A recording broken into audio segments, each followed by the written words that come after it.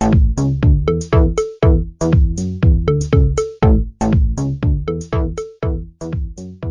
today is March 27th, 2013, and you are listening to I Think You Think, a podcast that puts a new spin on debate and discussion. I'm Justin, and on the other side of my computer screen is James. Howdy, folks. And we are your hosts and carry no credentials worth noting. I Think You Think is a podcast that focuses on what we, your hosts, think, but also what you think. Too many times we spend debates and discussions talking past one another and not enough time trying to learn and understand why someone thinks what they think. This is what makes I Think You Think different, because we are focused on why people think the way that they do and why we think the way that we do. James and I believe that the forum of ideas should be open to everyone, and everyone should have the opportunity to challenge and be challenged by ideas. We are not here to pass judgment, but merely discuss ideas and topics. This podcast, first and foremost, is a conversation between us and hopefully you. Please feel free to email us. You can follow us on Facebook for future podcasts and follow us on Tumblr for links relevant to our podcasts. The links for each of these can be found in the underbar of this video. I Think You Think is produced by StolenArts Productions and is recorded live at Fisher International Studios. James, we've had a couple of days of issues with Skype. How are you ready to dive into this and get this going? I hope so. I think we're good now. I feel good. Yeah, we'll cross our fingers and hope that the computers don't die on us. Yes, I think we're good though. I got a good feeling about it. Yeah, I've done about everything I can. So, all right. So our first topic today is on the upcoming holiday of Easter. Easter is a wonderful holiday that is fast approaching. In fact, it should be, by the time I have this up, it will be the next day after this is posted. So, sorry for the late post, guys, but there you go. But Easter, it is the holiday that is coming up. This year, it is relatively early. It's on the 30th of March. However, that's not as early as it can be. It can be on March 25th. Excuse me for 1 second. Brennan, upstairs now. I can't have you in the background making noise. See you later. All right. And sorry about that. So Easter is, it can be as early as March 25th. I did not know this, but do you know how we determine when Easter is? I did not. I still do not, but I think soon I will. You will indeed. Easter is a floating holiday, which means that it's not stuck to any particular day, which is kind of unique in a lot of religious holidays, which Easter is traditionally a religious holiday. Anyway, what it is it's the first Sunday following a full moon after the spring equinox. Wow. Yes. That whole full moon thing makes it sound like it's Wiccan. Doesn't it? It makes it sound kind of like not necessarily attributed to Christianity, but no, that is how it was determined. That's how it's determined by the religious orders. That's how they always did it. Wow. So it's spring equinox, full moon, next Sunday's Easter. Correct. And so that evidently, because it calls it the vernal equinox, but whatever, spring equinox, yeah. Which is on March 21st. It's always on March 21st. And so anytime after that, whenever the full moon hits, then the exact next Sunday after that is Easter. And so for us this year, it's the 30th, but I guess evidently it can be it can be as early as the 22nd of March. Right, because if it was a full moon on the equinox, would it be that next day? If or it would was, it be really so if the late in April. Right, so if the 21st was a Saturday and it was a full moon on Saturday, the 21st, then Easter would be the 22nd. Wow. But then it can be as late as April 25th. So how does that get me jelly beans? Am I jumping ahead here? Am I jumping ahead to jelly beans? So basically, what is, where does Easter get its kind of history of what we think of is Easter. I mean, Easter is, from the religious standpoint, for those of you who don't know, Easter is, I would assume that most of our listeners are from the United States, and so it's a pretty prevalent Christian society, and so most people are aware that Easter, in the religious sense, celebrates the death and resurrection of Jesus Christ, one of the deities in Christianity. The son of Yahweh, and so he died and then rose again. He was crucified on a cross by the Romans, was buried, and died. Obviously, well, before he was buried, he died, and then rose again 3 days later, and all of that in accordance with the saving us from our sins and paying the price for our iniquities.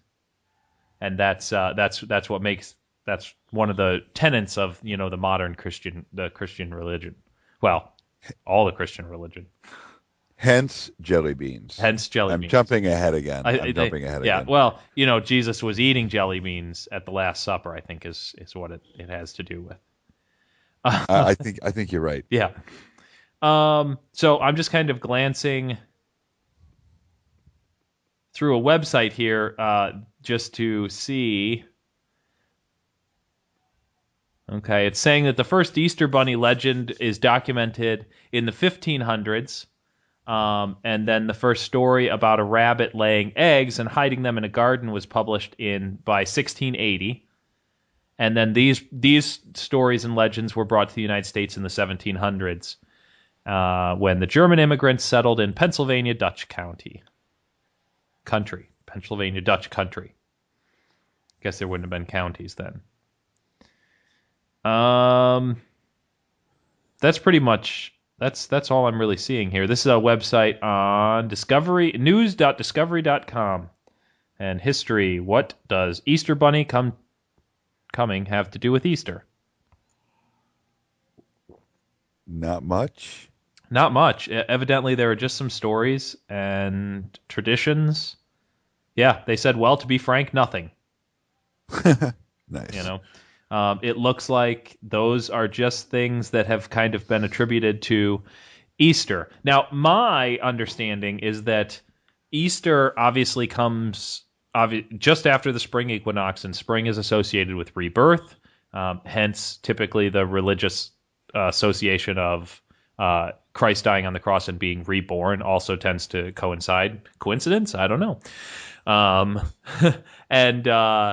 And so spring being the concept of rebirth, eggs are a fertility symbol. Rabbits are a fertility symbol in many cultures. Everybody knows. Well, most people probably know the phrase "breeding like rabbits," because rabbits have a very short gestation period and are not like most rodents, because rabbits are rodents, just really big ones. They are fertile all the time. Like, they're not like birds or there are certain most animals are fertile during certain times of the year that allows them to maximize the usage of their caloric intake and take care of their offspring, so that their offspring has the best chance to survive, so that it can then pass on its genes. It's just another one of those fun things about evolution. With rabbits, with most rodents, their path to survivability is, well, I'm just going to have as many as I can and not worry about necessarily taking care of them after a certain point. And so they have big litters. They take care of them for a relatively short period of time. They grow fast, and then they tend to go off on their own. I think, though, that rabbits are social, but I'm not exactly sure. There are probably certain species that are more social than others. Yeah. But that's pretty much the layman's kind of throw out there with my small amount of understanding of evolution and biology. So what have we learned today? We have learned that chocolate and bunnies and all that Easter gifts and stuff have nothing to do with Jesus on the cross. Yes, which was a mystery that was dying to be solved. So if that's what you came to find out, No, you didn't find anything out. However, Probably not yet. however, Well, that whole spring equinox full moon thing, I think that was new to pretty much everybody. I would assume. and that's one of those. No one. I've never known. I'm 31 years old, and I've never known how we determine when Easter arrives. I'm going to be telling everybody tomorrow. I've already started telling everyone. Of course, I've known about it for a day and a half longer than you. So anyway, um, so now that we've gotten that out of the way, in terms of Easter, I kind of want to stay on Easter, but I want to just find out what does, on a personal level, one of my employees, as they were leaving yesterday, had this was the last day that I would see them before next week, and so they said, "Have a good Easter if you celebrate it." It's not. I don't hide the fact that I'm an atheist. I don't openly talk about it, but many of the people that I work with are familiar with that I'm an atheist. And so I said, yeah. I mean, I celebrate it. It's Easter, but I celebrate it in the way that I celebrate most holidays. Normally at work, because I work at a 365-day-a-year company, and so I tend to find myself at work on those days because I like to be able to give those days to my employees, so that they can spend time with their families. But I mean, for me, Easter is time to, as with most holidays, spending time with my family. We'll go out to eat at my in-laws, my wife's parents. After I get off work, I'll be in the morning, so I'll have enough time to head out there. Um, but it's nothing special. I mean, we won't buy any Easter baskets or anything like that for our kids, not because we're against it, but because we'll wait until Monday to go get Easter candy when it's 50% off. Yeah. And then it's like, well, which chocolate bunny do you want? And how many jelly beans do you want? And then, okay, there's your Easter basket. However, they'll probably get Easter baskets from their grandparents, my wife's parents. Yeah. How do you plan on spending your Easter? Well, every year except for one, it was 3 or 4 years ago. I think it was 2010, maybe. Either way, I just spend it with my family. We don't spend all day together. Go over there, even though the youngest of us is in his late 20s, of me and all my siblings. We still do Easter baskets. We still do stockings. It's just kind of like a silly, fun thing that just still happens. You know what I mean? Sure. So go over there, have that. Like the whole family, like all my siblings are there. Usually, I think my sister now rotates Easter between us and her husband's family. I don't remember what holiday she rotates anymore, but I think it's one of them. And I think we get her this year, but I'm not really positive about that. But as a general rule, we're all together, um, you know, and, have Easter dinner. Um, it's usually turkey, mashed potatoes. It's very similar to, except there's a ham. It's very similar to Thanksgiving dinner. Um, and yeah, that's it. Usually there for a few hours, um, and then off home again. But the one year I had to work, it was so weird to not just have Easter because I'd never worked for a company that was open on Easter before. Because either like the last restaurant that I worked for before the one I have now was not open on Easter. And before that, I worked a lot of, 9 to 5 ish types jobs where they're usually not even open on Sundays. So no matter Easter. So it was really weird. I didn't like it. I still made it to with my family that year, but it was kind of like hang out, hang out. Okay, gotta go. Right. Um, but yeah, I mean, it's basically a day it's one of a handful of days of the year that I am guaranteed to see the majority, if not all of my, immediate family. And I like it for that, like the candy and whatever. I'm not a big candy person. I love Reese's peanut butter cups and I like Starburst. That's pretty much it. If all the other candy just stopped getting made tomorrow, I wouldn't be in the protest march. If all of the peanut butter candy? No, if Reese's peanut butter cups and Starburst were still getting made, but they decided to stop making all other candy, and there was a huge protest march, which there would be, I wouldn't get up off my couch for it. I can kind of understand that. Reese's peanut butter cups are definitely probably my most favorite kind of candy. However, nothing really compares in terms of just the um, delicacy of chocolate as much as it is a Ghirardelli chocolate square that's the caramel ones. I think I would be pretty disappointed if they stopped making that one. I don't get those Yeah, very often because they're a lot more expensive than a bag of Reese cups, yeah, oh yeah, but they are yeah, good. yeah. I haven't had them in a while, but I do remember them being good. But again, I don't need a lot of candy. I mean, I can narrow my candy down to two options and be happy forever.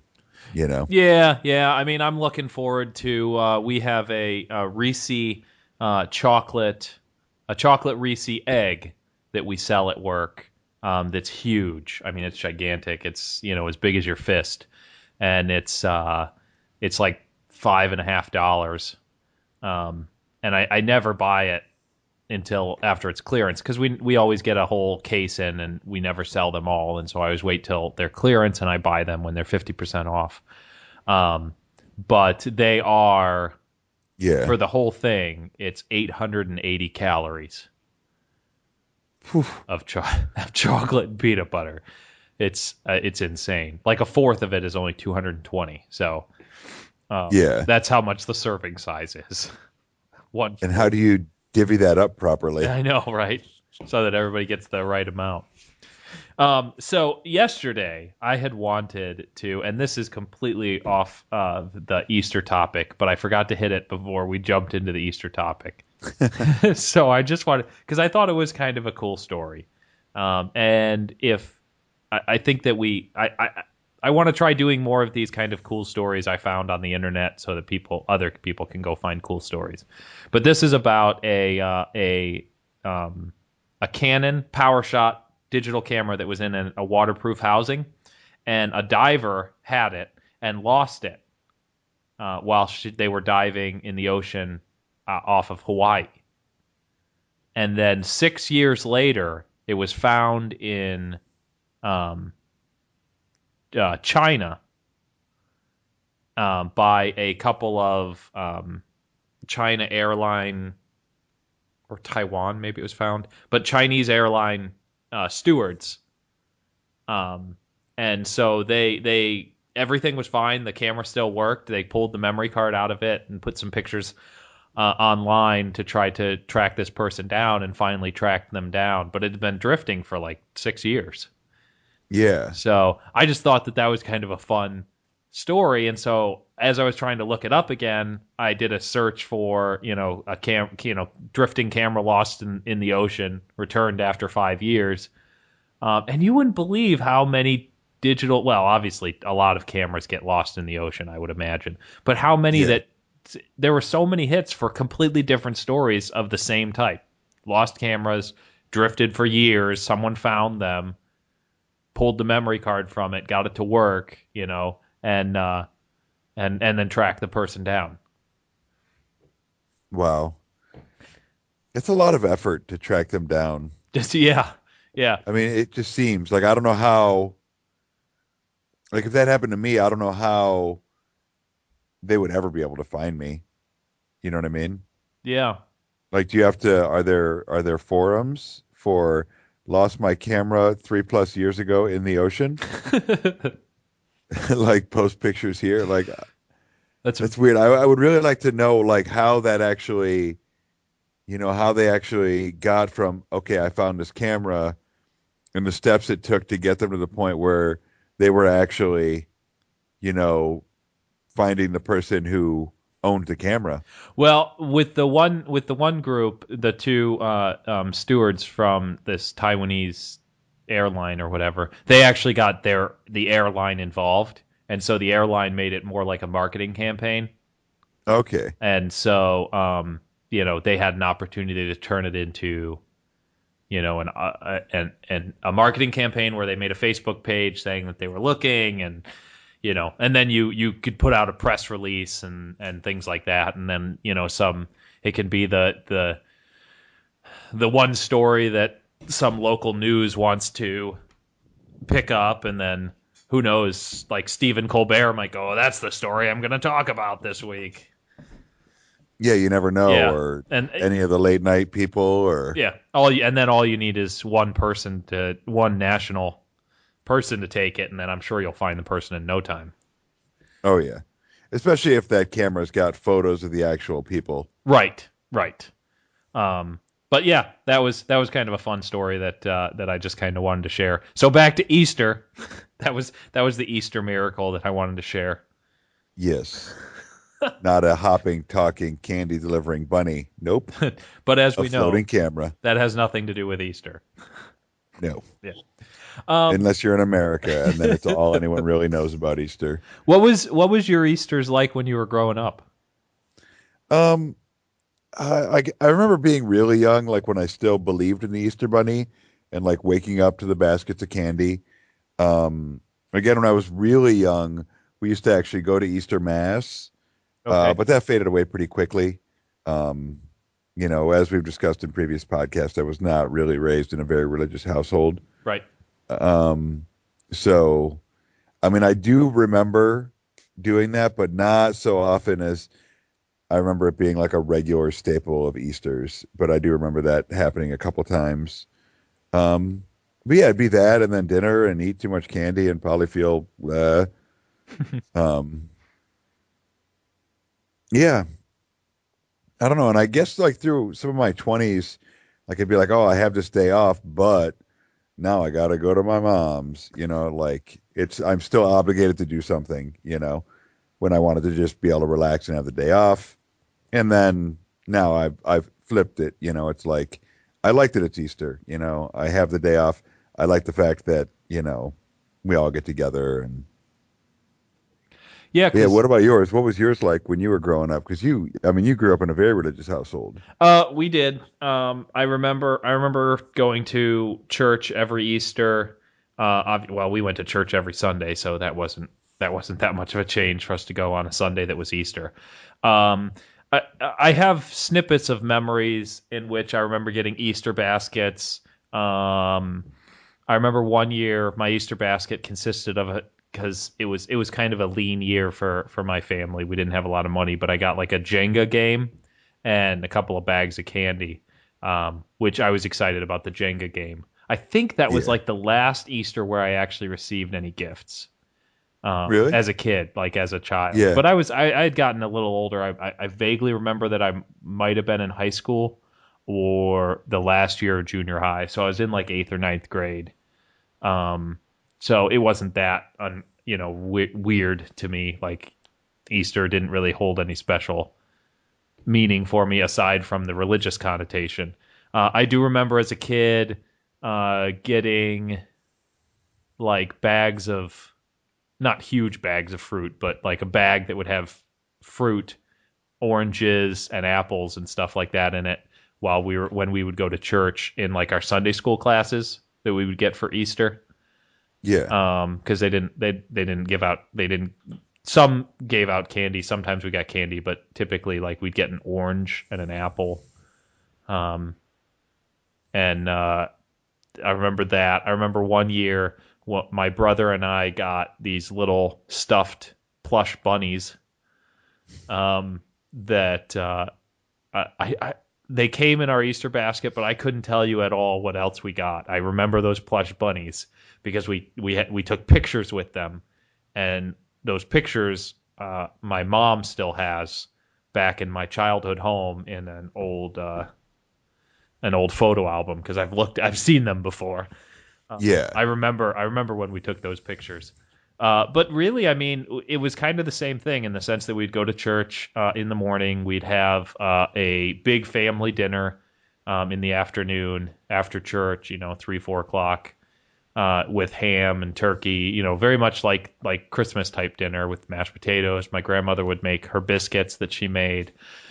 You'd have, yeah, it was pretty much like a Thanksgiving or a Christmas type dinner.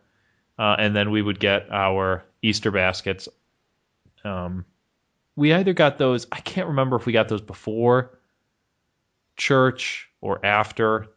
Um, it's that those memories are gone to the ether.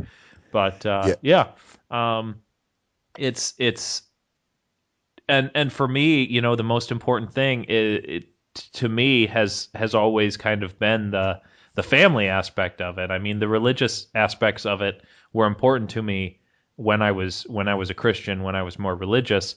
But thinking back on it now, I can't remember my feelings about those things as much as I can remember my feelings about being with my family and what I associate with those types of holidays more than um, more than anything else, more than the religious connotation or the kind of candy or the kinds of chocolates or anything that we received. So, did they let you believe in the Easter Bunny? I don't That's a weird way to recall. phrase it, I guess. Yeah, I don't recall it ever being a big thing.